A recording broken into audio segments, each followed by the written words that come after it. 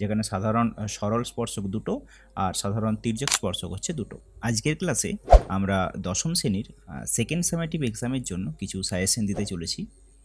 তোমরা তোমাদের টেক্সট বইটা খুলে নাও এবং এই প্রশ্নগুলো মার্ক করো। শুরু করি গোলক থেকে। গোলকে প্রয়োগ 12, এটা আমরা স্টার দেব। এটা ফার্স্ট ইম্পর্টেন্ট গোলকের থেকে। গোলকের কোষে দেখি 12তে আমরা মার্ক করব 6এরটা। এই 6এরটা ভালো করে করব, এটাও কিন্তু খুব ইম্পর্ট্যান্ট। আচ্ছা, তারপর গোলকের 8এরটা আমরা মার্ক করব, এটাও কিন্তু খুব ইম্পর্ট্যান্ট। তারপর 9 ভিভিআই, এটা আসার চান্স খুব। 9এর পর আমরা চলে যাব 12, এই 12টাও কিন্তু এবার সেকেন্ড সামেটিভের জন্য কিন্তু খুবই গুরুত্বপূর্ণ। আচ্ছা, এর সাথে সাথে 14 অঙ্কটাও আমরা কিন্তু দেখব, 14টাও ভিভিআই লিখে রাখবো, এটাও খুব ইম্পর্ট্যান্ট। আচ্ছা, শর্ট কোশ্চেনের মধ্যে তোমরা 15 দাগের 2 করবে, 15 দাগের 4 করবে এবং 5এরটাও করে নেবে। তারপর 16 দাগের এসের ভিত্তিকের মধ্যে অর্থাৎ 2 নম্বরের কোশ্চেনের জন্য তোমরা এখানে আইভি খুব স্টার দেবে, আইভি এখানে কিন্তু খুব ইম্পর্ট্যান্ট। এছাড়া ভিএরটাতেও আমরা স্টার মার্ক করব। আচ্ছা, গোলক থেকে এগুলোই আমরা করছি। তারপর চলে আসবো ভেদ। আচ্ছা, ভেদে এখানে যৌগিক ভেদ, এই যে যৌগিক ভেদ, সেই যৌগিক ভেদের উপপাদ্যটা আমরা কিন্তু ভালো করে মনে রাখবো। এই উপপাদ্যটা খুব ইম্পর্ট্যান্ট, এটাও কিন্তু পরীক্ষায় কোশ্চেনে আসে, যৌগিক ভেদের উপপাদ্যটা বিবৃতি করো। আচ্ছা, এবার চলে আসবো প্রয়োগ 22। প্রয়োগ 22ও কিন্তু খুব ইম্পর্ট্যান্ট। এখানে কোশ্চেনটা দেওয়া আছে, দেখো x square variation y z, y square variation z x আর z square variation x y, তাহলে দেখাতে বলেছে গুণফলটা 1।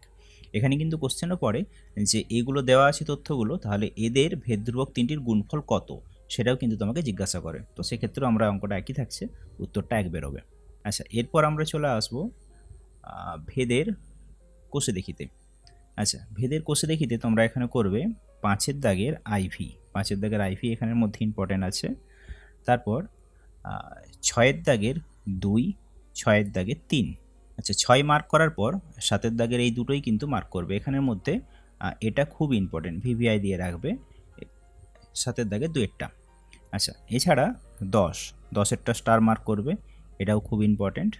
এরপর পরের পেজে দেখো 13টা তোমরা ভিভিআই দেবে, 13টা আমাদের এখানে খুব ইম্পর্টেন্ট আছে। তারপর 15 দেবে ভিভিআই, 15টাও কিন্তু খুব ইম্পর্টেন্ট।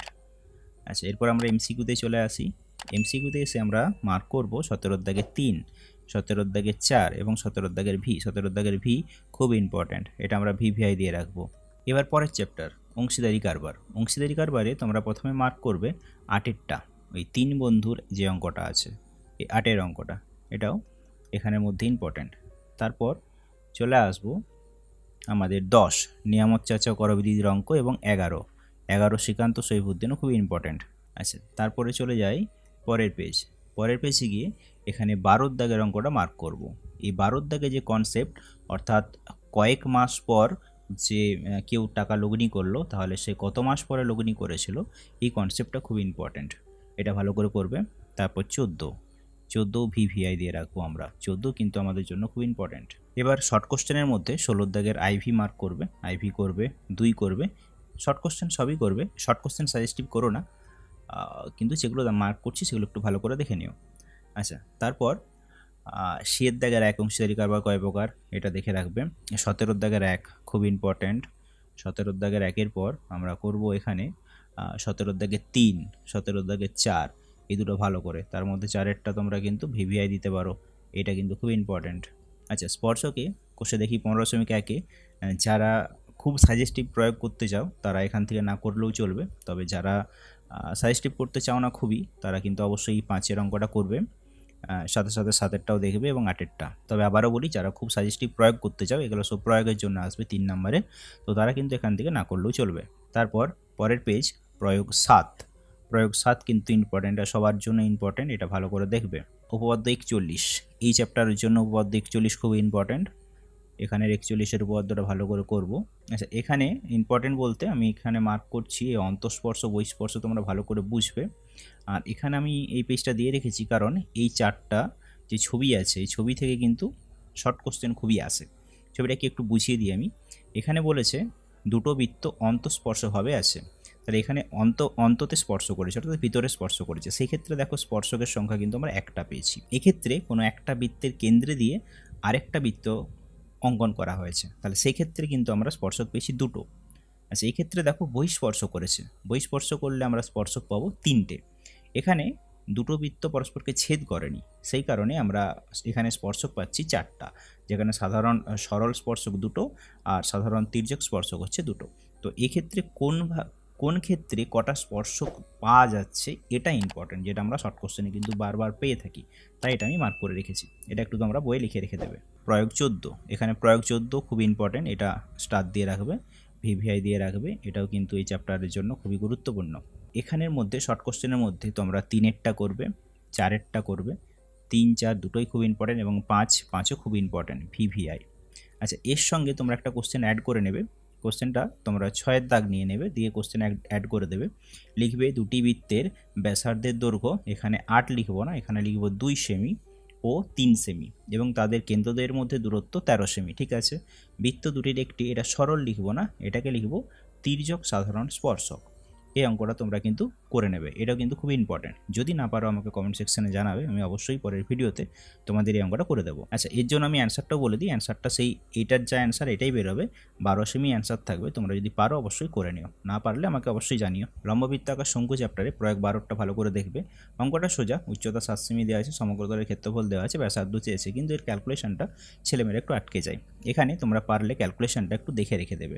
এই 25r² + 175r - 1176 = 0, এটা ভাঙতে গেলে অনেকটা সময় নিয়ে নেয়। তো তোমরা একটু মনে রেখে দেবে যে এটা 280 এবং 105 এই মধ্যসহগটা এইভাবে ভাঙবে। তারপর প্রয়োগ 14 তোমরা স্টার দেবে, এটা ভালো করে করবে, এটা কিন্তু খুব ইম্পর্টেন্ট।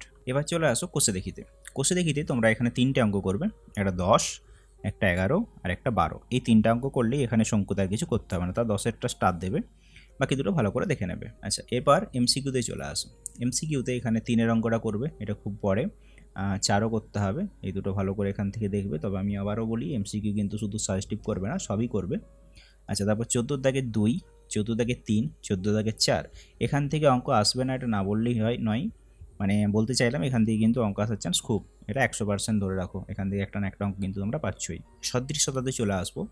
সদৃশ্যতাতে তোমরা 12 দাগের এখানে 2-এর অঙ্কটা, 4-এরটা এবং 5-এরটা, এই 3টে ভালো করে করবে। এখান থেকে কিন্তু 2 নম্বরের যে কোশ্চেনগুলো হয় এখান থেকে কিন্তু কোশ্চেন থাকে। এখানে প্রয়োগ 18 ভালো করে করবে, যেটা সদৃশ্যতা চ্যাপ্টার, যার পেজ নাম্বার হচ্ছে 252। এই PA × PB = PC × PD, এটা দেখাও। তো সদৃশ্যতার এই সদৃশ্য ত্রিভুজ দেখিয়ে এটা প্রমাণ করা যাবে, এটা কিন্তু ভালো করে করবে। কোষে দেখিতে যারা সাজেস্টিভ করতে চাও না তারাও কিন্তু এই 10-এর অঙ্কটা দেখে রাখবে, এটাও কিন্তু ইম্পর্ট্যান্ট। আর যারা খুবই কমন ভিত্তিক করতে চাইছো বা সাজেস্টিভ করতে চাইছো তাদের এটা প্রয়োজন নেই। আচ্ছা, উপপাদ্য 48, যেটা তোমরা লিখে রাখো প্রায় 100%, তোমাদের এই সেকেন্ড সামেটিভ এক্সামে এটাই খুব ইম্পর্ট্যান্ট, এটাই পড়বে পরীক্ষাতে, তো এটা ভালো করে তোমরা অবশ্যই করে নিও। এরপর চলে আসবো প্রয়োগ 24। প্রয়োগ 24, যেটা আমাদের পেজ নাম্বার হচ্ছে 257। এই 257 পেজে প্রয়োগ 24টা, যেটা আছে PB² = AB × BN, এটাও কিন্তু খুব ইম্পর্ট্যান্ট সেকেন্ড সামেটিভের জন্য, এটা ভালো করে করবে তোমরা এই প্রয়োগটা।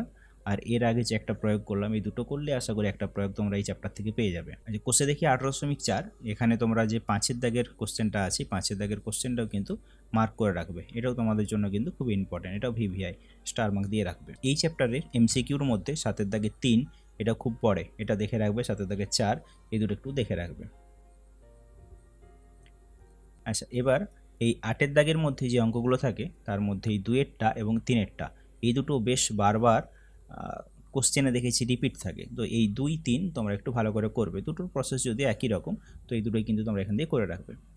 এই অঙ্কগুলো তোমরা বারবার করো। তোমাদের উদ্দেশ্যে বলা, যদি তোমাদের কোনো অঙ্কের সলিউশন নিয়ে কোনো ডাউট থাকে বা তোমাদের না হয়ে থাকে, তো অবশ্যই আমাকে কমেন্ট সেকশনে জানি, আমি নেক্সট ভিডিওতে তোমাদের ওই প্রবলেমগুলো সলিউশন করে দেওয়ার চেষ্টা করব। Good luck.